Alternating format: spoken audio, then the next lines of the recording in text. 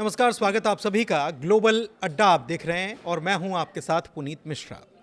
तो middle east के बारे में ताज़ा अपडेट्स और कुछ बयानों के बारे में आज हम चर्चा करने वाले हैं और इन बयानों से आप समझ जाएंगे कि परिस्थितियां क्या हो रही हैं और कौन किसको धमकाने की कोशिश कर रहा है, कौन क्या कर रहा है। तो शुरुआत करते हैं। ईरान की पार्लियामेंट के स्पीकर जो हैं उन्होंने कह दिया है कि Iran will adopt an eye for an eye principle, यानी कि आंख के बदले आंख। अगर आप हमला करोगे तो उसका अंजाम भुगतना होगा और इसका अंजाम इजराइल के ऊपर हमला करके इजराइल ने देखा भी है और ईरान ने बता भी दिया है, उस पर मैं आऊँगा। उन्होंने ये कह दिया है कि अगर दुश्मन हमारे इंफ्रास्ट्रक्चर को टारगेट करेगा तो फिर हम भी उनके इंफ्रास्ट्रक्चर को छोड़ेंगे नहीं, फिर वो चाहे तेल की बात हो या फिर पानी की बात हो। इस बीच इजराइल के तेल भंडार पर ईरान ने हमला किया है। इजराइल के हाइफा में ईरान ने हमला किया है और तेल डिपो पर हमले को लेकर पलटवार देखने को मिला है। ईरान की तरफ से तेल गैस रिफाइनरी और फ्यूल टैंक पर यह हमला किया गया है, ड्रोन के जरिए यह हमला किया गया है। एक बड़ा अपडेट ये है। इस बीच रूस के विदेश मंत्री जो हैं उन्होंने एक बड़ा बयान दिया है। क्या बड़ा बयान दिया है? उन्होंने मिडिल ईस्ट के मुल्कों से पूछा है, कि क्या आपने स्कूल में जो 170 छात्राएं जिनकी मौत हो गई उन पर बमबारी की आपने निंदा की है क्या? यह सवाल पूछा है कि मुस्लिम मुल्कों ने, आसपास के मुल्कों ने उसकी निंदा की है क्या जो बम गिराए गए। और उन्होंने ये भी कहा है कि आप कैसे मुसलमान हैं, अमेरिका इजराइल से डरते हैं, भगवान से नहीं। हमने सुना कि मुसलमान केवल ऊपर वाले से डरते हैं, फिर क्या हुआ कि आप ईश्वर को भूल गए क्या? शायद मुसलमान केवल ईरान और ईरानी हैं, ये उन्होंने बयान दिया है। अब मिडिल ईस्ट के तमाम मुल्क जो हैं उनके ऊपर सुई आकर क्यों टिक गई है, इसकी भी आगे बात करेंगे।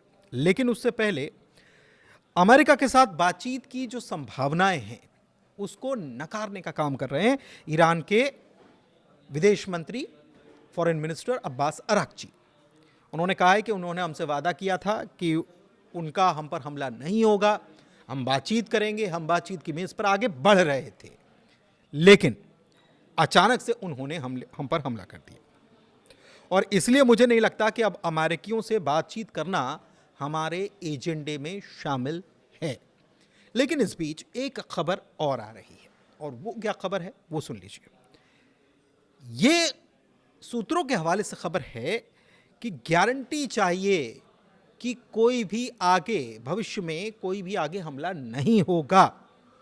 टोटल सीज फायर की तरफ ईरान देख रहा है, ऐसी खबरें आ रही हैं। लेकिन ईरान की तरफ से जो ऑफिशियल स्टेटमेंट है वो ये है कि आपने हमारी ताकत अभी देखी कहां है।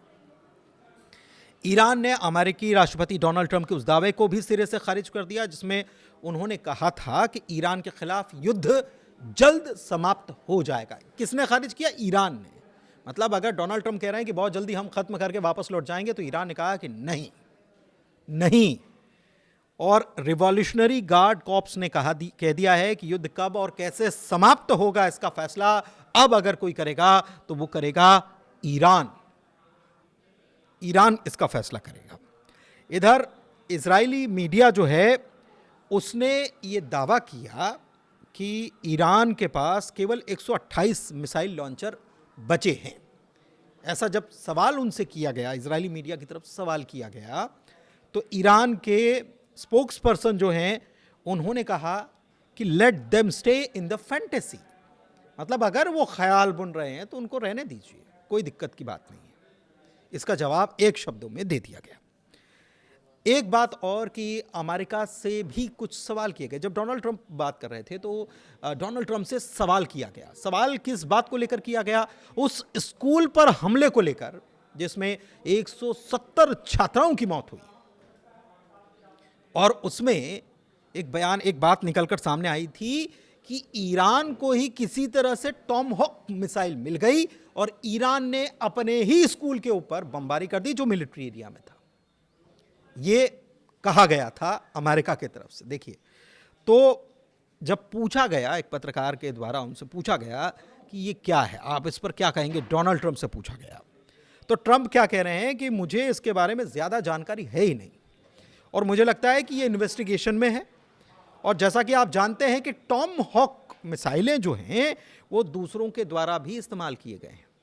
समझिए, दूसरों के द्वारा मतलब कहाँ किसकी तरफ गेंद उछालने की कोशिश हो रही है, ये आप समझ सकते हैं। उन्होंने ईरान का यहाँ नाम नहीं लिया, लेकिन उन्होंने ये कहा कि कई देश ऐसे हैं जिन्होंने हमसे टॉम हॉक मिसाइल खरीदी है।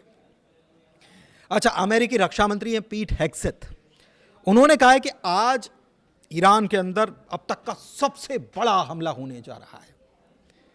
आज का दिन फिर से हमलों का सबसे तीव्र दिन होगा और सबसे ज्यादा फाइटर जेट, बॉम्बर्स और स्ट्राइक्स किए जाएंगे ईरान के ऊपर, ये कहा गया।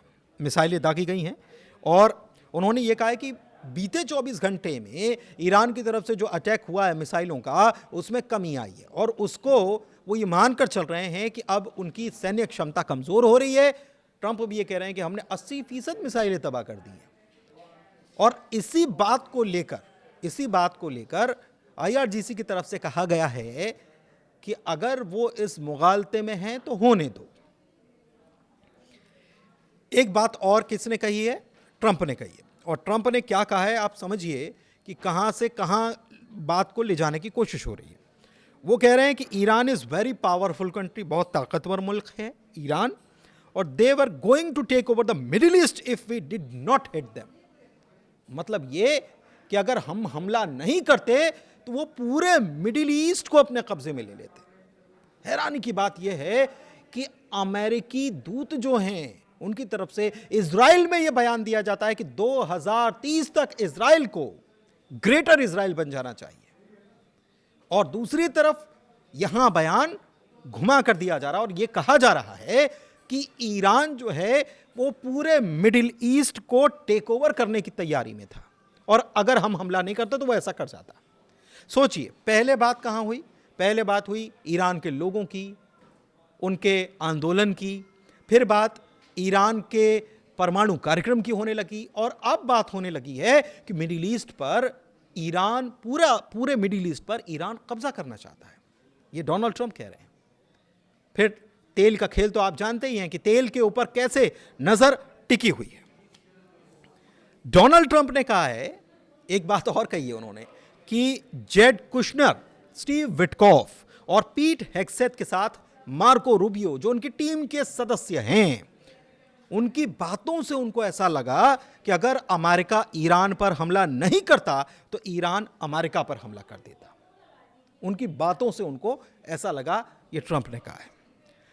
इस बीच यूएई की सबसे बड़ी जो ऑयल रिफाइनरी है रुवैस, उसने अपने ऑपरेशन रोक दिए हैं ईरान के खिलाफ, क्योंकि उसे अब यह लग रहा है कि ड्रोन अटैक अगर होते हैं तो नुकसान होगा। सबसे बड़ी बात यह है कि ईरान से इस्राइल वहां तक अटैक हो रहे हैं, लेकिन ये इतना आसान नहीं है कि ईरान की मिसाइल इस्राइल पहुंच जाए।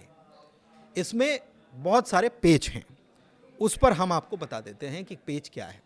दरअसल ईरान से इस्राइल का रास्ता, या अगर आप देखें कि वहाँ से चलेंगे और वहाँ पहुँचेंगे तो क्या क्या पड़ेगा बीच में, इराक भी पड़ता है, कतर भी पड़ता है, जॉर्डन भी पड़ता है, सीरिया भी पड़ता है और फिर इस्राइल आता है।